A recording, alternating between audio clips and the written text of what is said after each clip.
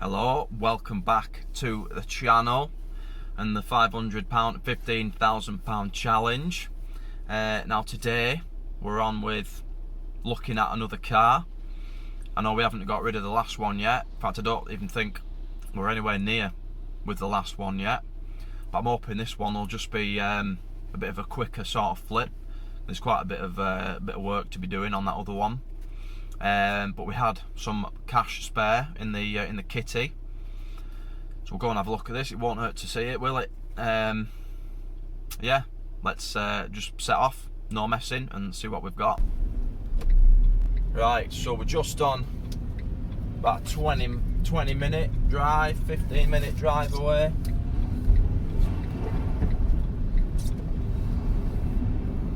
And yeah, saw this on Facebook. They wanted 500 quid for it.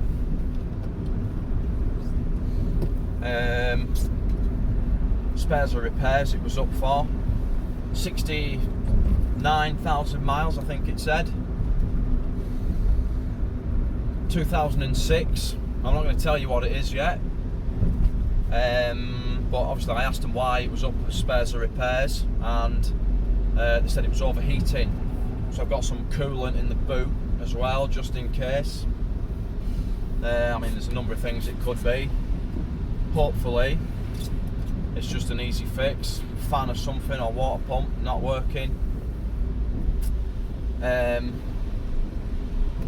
But it could be head gasket. Worst of all, thermostat blockage somewhere in the cooling system. Yeah. See what it's like. If bodywork's a bit tatty, then unless we get it dirt cheap, probably just come away from it. Well, yeah, let's get to it and see what it is.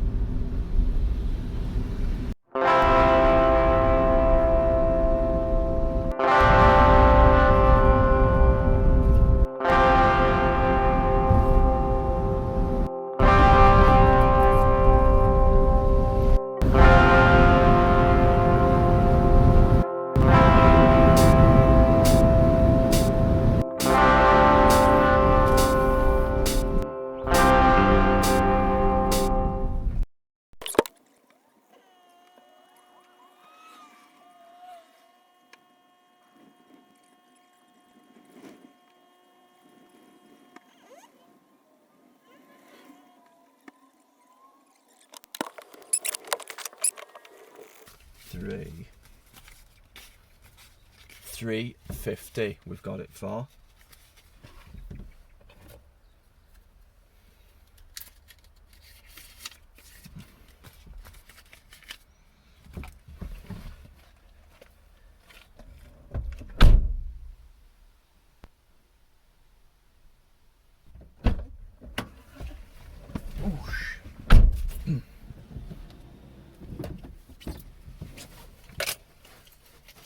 Well, he was a lovely bloke, and he's given us a tenner back, so it was only 340 quid.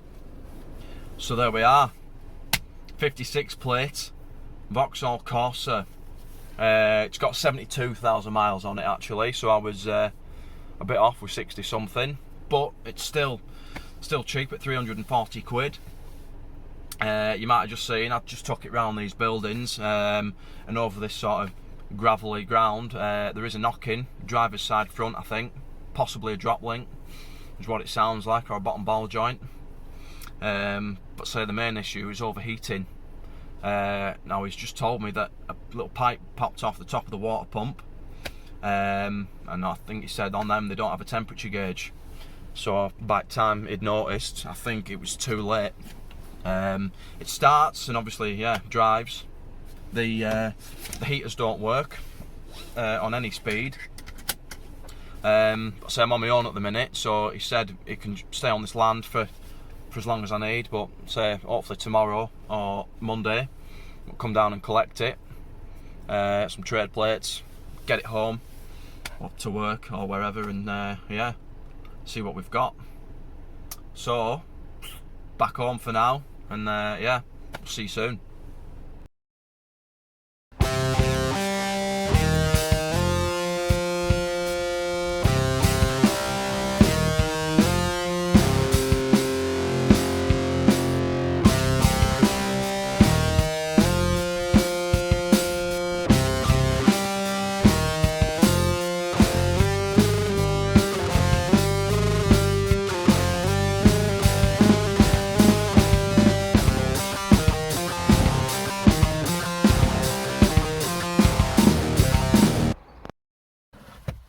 Right then, what I'm going to try and do now is get the car home.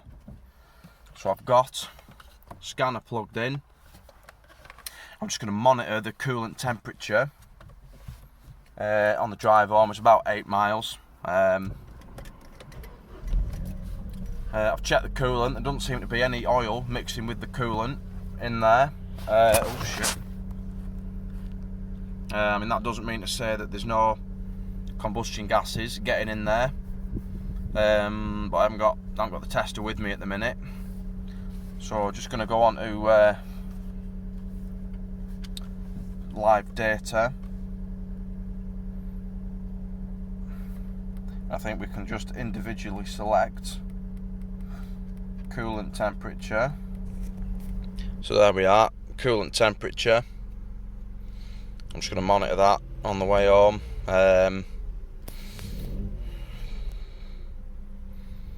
Obviously 38 is cold pretty much, so it's going to get up to about 90. Not sure when the fans should come on these, but if it gets, you know, over 105-ish, then we might have a problem. Usually, or sometimes, you can switch your heaters on, turn them on to hot, and that will obviously take some of the heat away from the coolant, but they don't even work in this, so we can't even do that. So wish me luck.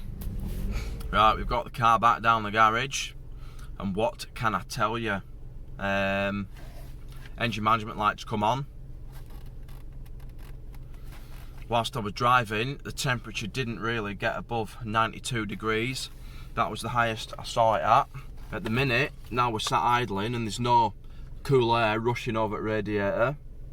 We're at 97, 98.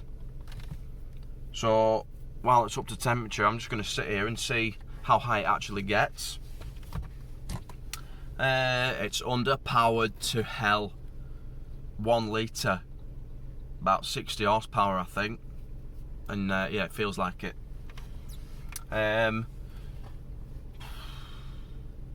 Knock-in, which I mentioned earlier, drop link I think, driver's side, and the exhaust seems to be blowing I think as well. But other than that, not too bad. Can't expect much from a 56 plate, so yeah, I'll just watch this temperature, let you know if anything happens. Right, we've just started to drip a little bit of coolant out of this overflow, so I think it's getting a bit hot.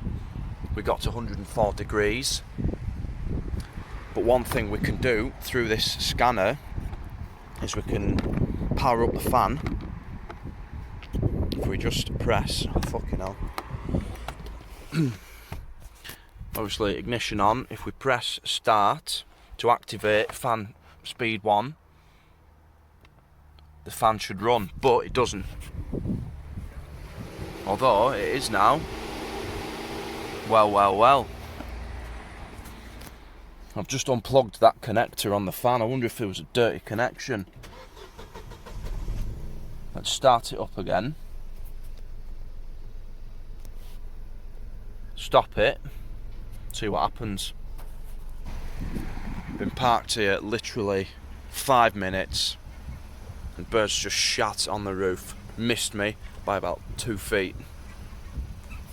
Fucking hell. Right, so this fan is running now as it should be. I think it must come on about 105 degrees, but there was a little trickle out of that cap. So either it's too full, or there's not enough coolant in there, too much water, so that obviously the water is boiling, and that's what's making it overflow.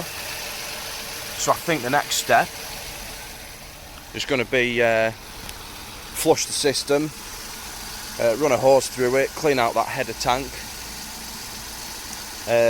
We'll put a new water pump on it because I think they're pretty common on these for failing. New thermostat, and see where we go from there. Fresh coolant, of course. Like, share, subscribe, the Car Lovers channel.